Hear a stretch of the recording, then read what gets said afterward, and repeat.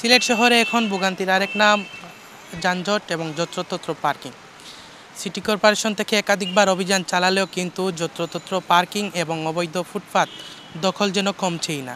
আমরা বিভিন্ন সময় দেখতে পাই সিটি কর্পোরেশন আইনশৃঙ্খলা বাহিনীর সহায়তা নিয়ে কিন্তু অভিযান চালালেও কিন্তু যেই লাউ সেই কদুর মতনই পরদিন আবারও এই ফুটপাত দখল হয়ে যায়।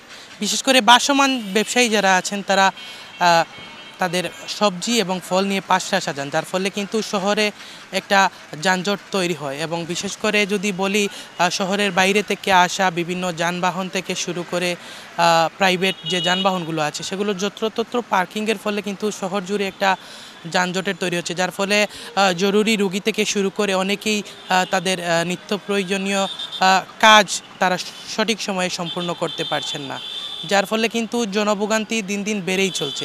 এই জনভোগান্তি থেকে পরিত্রাণ পেতে হলে পার্কিং ব্যবস্থা সহ অবৈধ ফুটপাত উচ্ছেদে কিংবা তাদের পুনর্বাসনে ব্যবস্থা নিতে হবে, এমনটাই মনে করছেন অনেকেই। যানজট নিরসন করার জন্য আমরা যে সাধারণত যে আপনার ফুটপাত যে দোকানগুলো বয়, বিশেষ করে এগুলোর কারণেই বিশেষ করে মানুষের যাতায়াত ব্যবস্থা খুব বিঘ্ন ঘটে। এগুলো যদি আমরা নিরসন করে ফেলি তাহলে মানুষ যাতায়াত করতে সুবিধা হবে, মানুষ বাধাগ্রস্ত হবে না, নির্বিঘ্নে চলাচল করতে পারবে। প্রশাসন এদের উপরে ডিপেন্ড করে সব কিছু।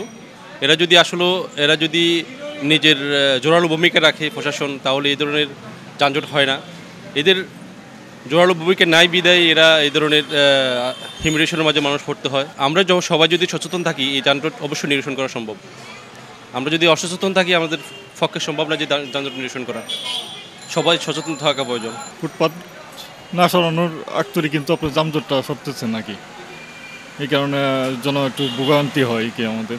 এটা তো ফুটপাত উচ্ছেদ করার দরকার, আগের মতো পরিবেশটা আপনার ফিরানোর দরকার কি, তাছাড়া তো আর কোনো রাস্তা দেখতেছি না আপনার।